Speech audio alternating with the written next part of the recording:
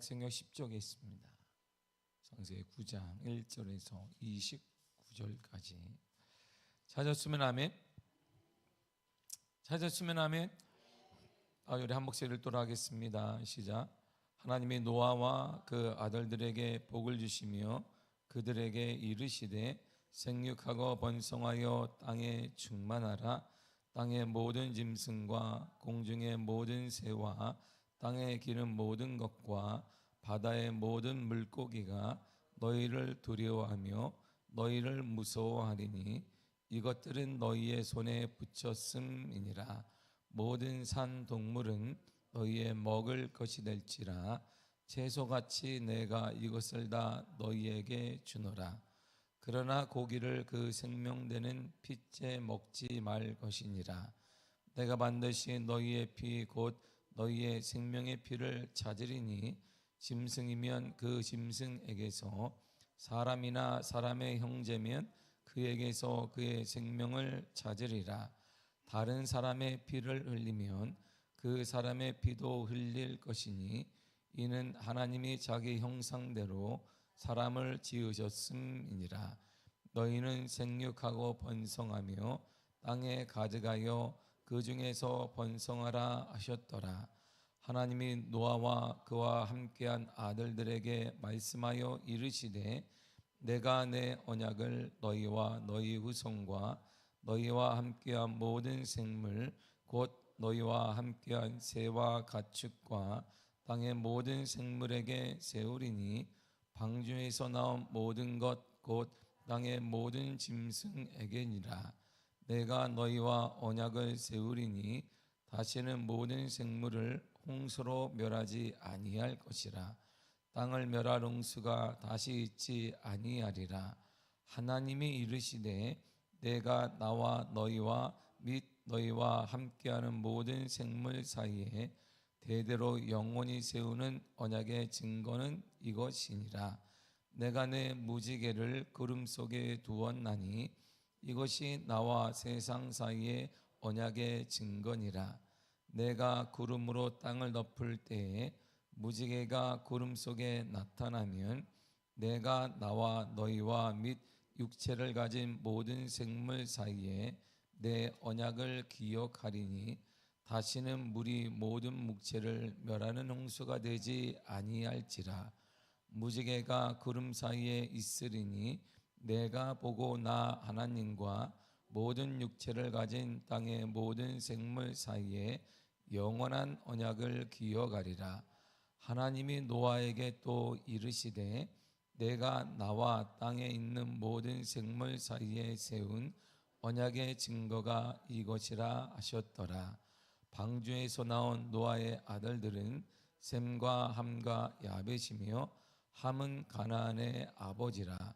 노아의 이 세 아들로부터 사람들이 온 땅에 퍼지니라. 노아가 농사를 시작하여 포도나무를 심었더니 포도주를 마시고 취하여 그 장막 안에서 벌거벗은지라. 가나안의 아버지 함이 그의 아버지의 하체를 보고 밖으로 나가서 그의 두 형제에게 알림해 셈과 야벳이 옷을 가져다가 자기들의 어깨에 메고 뒷걸음쳐 들어가서 그들의 아버지의 하체를 덮었으며 그들이 얼굴을 돌이키고 그들의 아버지의 하체를 보지 아니하였더라. 노아가 술이 깨어 그의 작은 아들이 자기에게 행한 일을 알고 이에 이르되 가나안은 저주를 받아 그의 형제 종들의 종이 되기를 원하노라 하고 또 이르되 셈의 하나님 여호와를 찬송하리로다.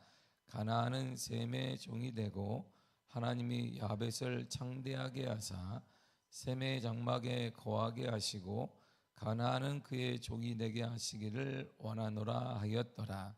홍수 후에 노아가 350년을 살았고 그의 나이가 950세가 되어 죽었더라. 아멘. 기도하겠습니다. 하나님 감사합니다. 주님의 쓰임에 감사합니다. 교만하지 말고 항상 낮아지는 자 되게 하시고 받은 짚을 자 감당하게 하옵소서. 박헌우 유경 집사. 하나님, 이 기도 제목대로 겸손히 주의 감당하는 복된 부부 되게 하여 주옵소서. 하나님이 함께 하시며 하나님께 쓰임 받는 귀한 부부 되게 하여 주옵소서. 오늘도 주의 말씀이고 하나님이신데 하나님 만나는 귀한 시간 우리에게 허락하심을 감사드립니다. 주님 만나 주옵소서. 예수님의 이름으로 기도했습니다. 아멘. 아담에게 주신 축복의 명령이 오늘 본문에 이 9장에는, 물론 9장은 홍수의 사건이니까, 홍수가 계속 나니까 식물은 다 죽었을 거예요. 그러니까 하나님이 그때부터 고기를 먹어라 이제 허락하는 장면이 본문에 나오게 되고, 또한 그들이 배에서 내려서 포도나무를 심고, 그래서 노아가 그걸 너무 과하게 먹어서 취한 사건이 나옵니다. 중요한 맥이 흐르는 게 이 내용이 중요한데, 흐르는 맥이 있어요. 그게 뭐냐면 시대가 바뀌고, 벌써 950세를 살고 오래 살았잖아요. 많이 살아요. 오래오래 살았습니다. 사람이 쭉 살는데 시대가 바뀌고 환경도 바뀌고. 보세요. 예전에 에덴 동산에 살았고 쫓겨났고, 또한 노아 시대에 사람들이 죄악이 많아서 이들 하나님 심판해서 홍수가 내리고 홍수를 통해서 싹 전멸했습니다. 그리고 나서 노아의 가족만 딸랑 남았어요. 노아의 가족을 계수하니까 노아 부부와 아들 셋, 며느리 8명만 남았단 말이에요. 그때로부터 인구가 이제 폭발적으로 이들이 다 자리를 잡으면서 인구가 늘어나게 되잖아요. 그러니까 시대가 바뀌고 환경이 바뀌고 다 바뀌어요. 문화도 바뀌고. 문화가 확 바뀐 이유가 뭐냐면 식물만 먹다가 하나님이 고기도 먹어라, 그런데 피채는 먹지 말라, 이런 새로운 명령도 받는단 말이에요. 다 바뀌어요. 그런데 바뀌지 않는 게 하나가 있는 거야. 바뀌지 않는 것이 있습니다. 오늘 9장에 곳곳마다 반복되는 단어가 있습니다. 그 말이 뭐냐면 1절 내용이에요. 1절 한번 읽도록 하겠습니다. 시작. 하나님이 노아와 그의 아들들에게 복을 주시며 그들에게 이르시되 생육하고 번성하여 땅에 충만하라. 이 내용이 반복이 됩니다. 근데 이건 누구에게 명령하신 걸까요? 누구에게 한 말이에요? 아담에게 한 말이에요. 그러니까 이 아담에게 한 말은 여기서 1절에서 하나가 딱 빠진 게 있습니다. 뭐가 빠졌을까? 1절에서 아담에게 이렇게 말했어요. 하나님이 그들에게 복을 주시며 이르시되 그랬어요. 복을 주셨다는 게 뭐냐면 생육하고 번성하고 충만하다, 있는 내용이거든요. 그러니까 그들에게 복을 주셨다, 이런 빠져 있고 나머지는 똑같습니다. 자 보세요. 이 복은 하나님께서 천지를 창조하신 후에 사람을 만드시고 사람인 아담과 하와에게 약속하신 복이에요. 창세기 1장 28절 읽겠습니다. 시작. 하나님이 그들에게 복을 주시며 하나님이 그들에게 이르시되 생육하고 번성하여 땅에 충만하라, 땅을 정복하라, 바다의 물고기와 하늘의 새와 땅에 움직이는 모든 생물을 다스리라 하시니라. 아멘. 자 보세요. 그래서는 하나님께서 인류 최초의 사람 아담에게 주신 복이 문화가 바뀌고 환경이 바뀌고 시대가 바뀌었는데도 계속적으로 이어져 간다, 이런 말이에요. 그러니까 하나님이 처음으로 만든 아담에게 주신 그 복은 에덴에서 쫓겨나든 불의한 시대 가운데 심판을 받든, 또한 배에 있든 배에서 나오든 상관없이 약속이 쭉 이어져 가더라, 이런 말입니다. 그럼 지금까지 이어져 오는가? 이게 중요하잖아요. 지금까지 이어져 오지 않으면 의미가 없단 말이에요. 근데 보세요. 하나님이 그들에게 복을 주셨다 그랬어요. 이 복이 뭐니까 생육하고 번성하고 충만하고 정복하고 다스리는 거거든요. 이 복이 구체적으로 나타난 게 있습니다. 이 복을 구체적으로 똘똘 복이 그냥 이 복이 똘똘 뭉친 사람이 있어요. 이렇게 이게 창세기 12장에 나오는 이 사람이에요. 창세기 12장 2절 읽겠습니다. 시작. 내가 너로 큰 민족을 이루고 내게 복을 주어 내 이름을 창대하게 하리니 너는 복이 될지라. 아멘. 한번 보세요. 너는 내가 복을 줄 거야. 그 이름도 커질 거야. 이름도 높여질 거야.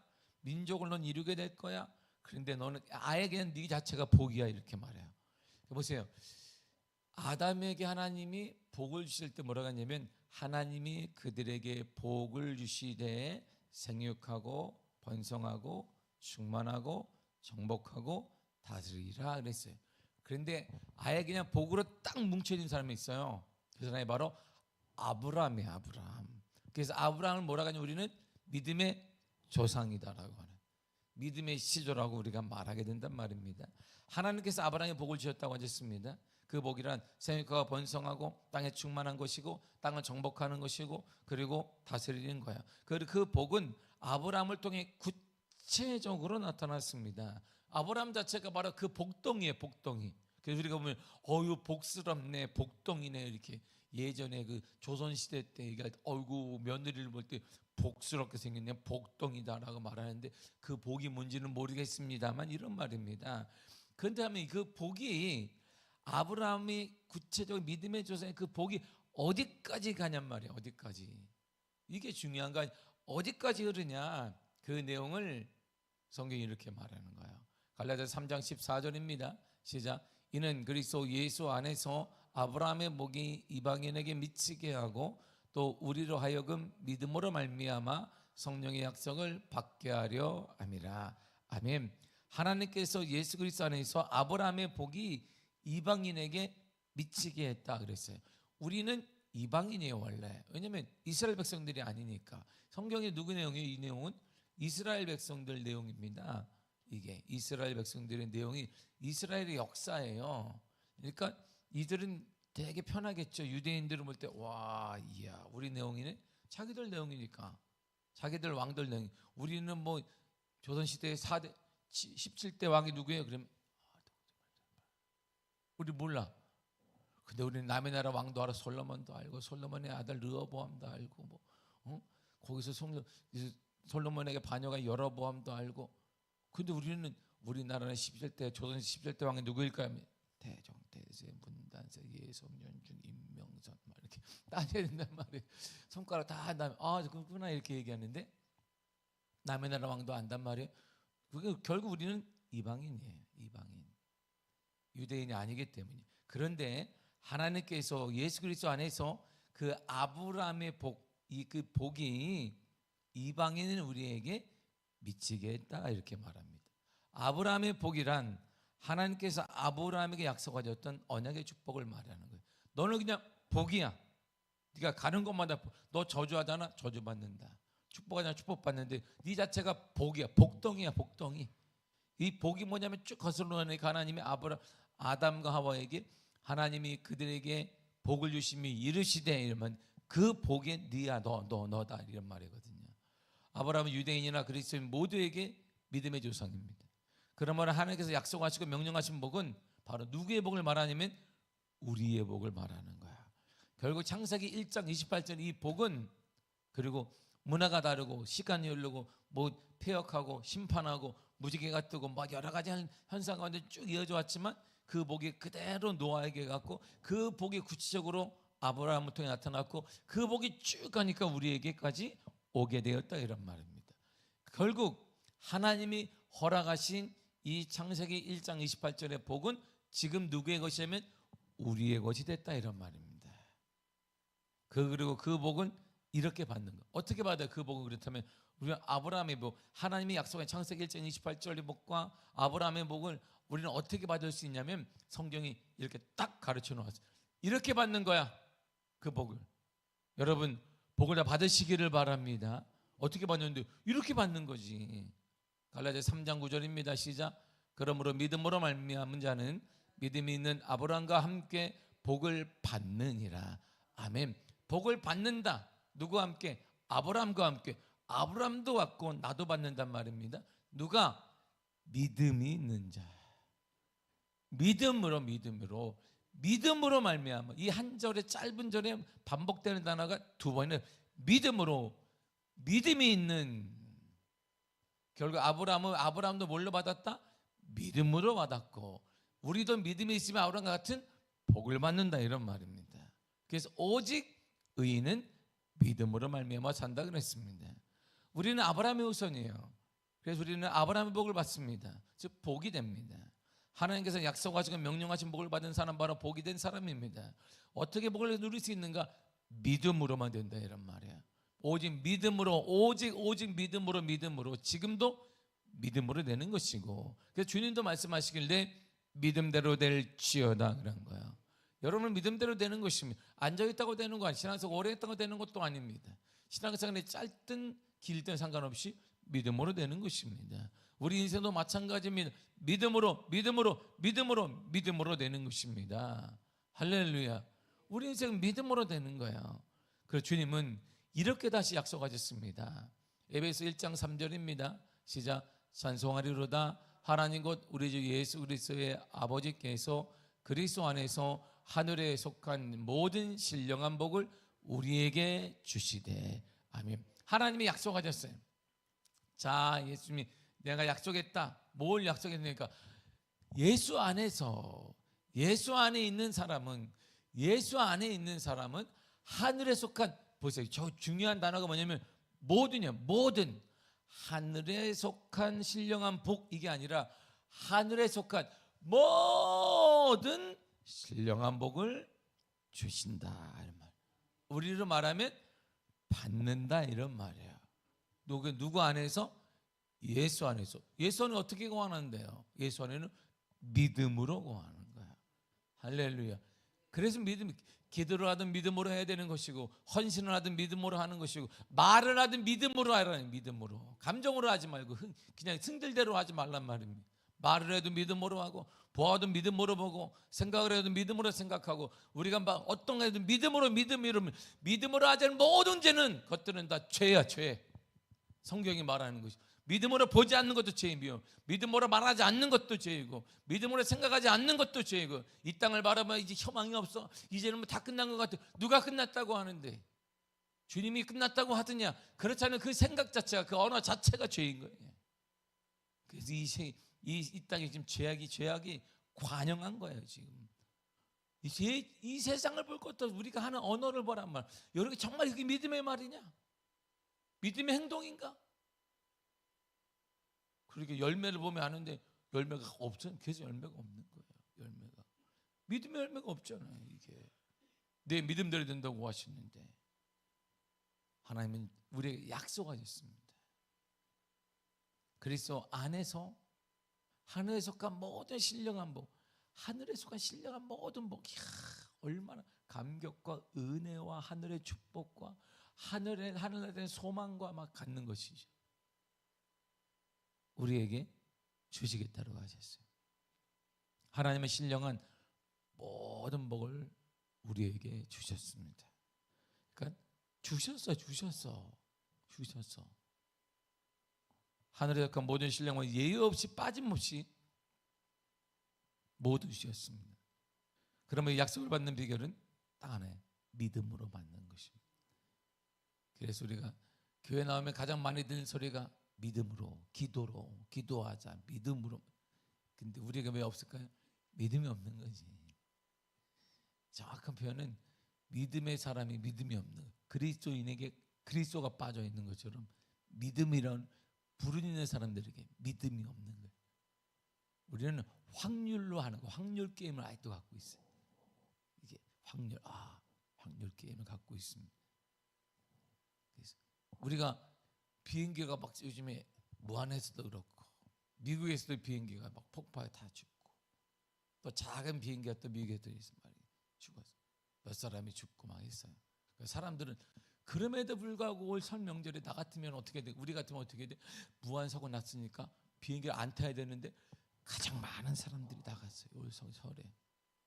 와, 어떻게 무한이 죽은 지가 언젠데 지금 나가기 전에 막 미국에서 68명이 전체 비행기가 터져 죽고, 그리고 필라델피아에서 또 몇 사람 또 죽었어요. 비행기 사고 때문에. 또 우리가 보면서 어머 그러면 안 되는데 다 나갔네. 비행기가 그냥 꽉꽉 차서 말하기를 예전에 동남아 가면 2시간 전만 가면 2시간이 뭐야 1시간 전에 가는 거지 5시간 전에 가도 이 게이트를 통과를 못해. 얼마나 사람이 많은지. 와, TV 보니까 막 내가 알던 대한 이게 인천공항이 아니야. 게이트 들어가는데 이렇게 심사하는데 이렇게인데 이거는 이렇게 갔다가 이렇게 갔다가 이렇게 갔다가 쫙까지 가 있어. 줄이 얼마나 5시간 아니야 10시간 전에는 가야 되겠다. 그래서 사람들이 가요. 왜 갈까요? 그럼 저 사람들은 믿음이 좋은 사람만 가나 봐.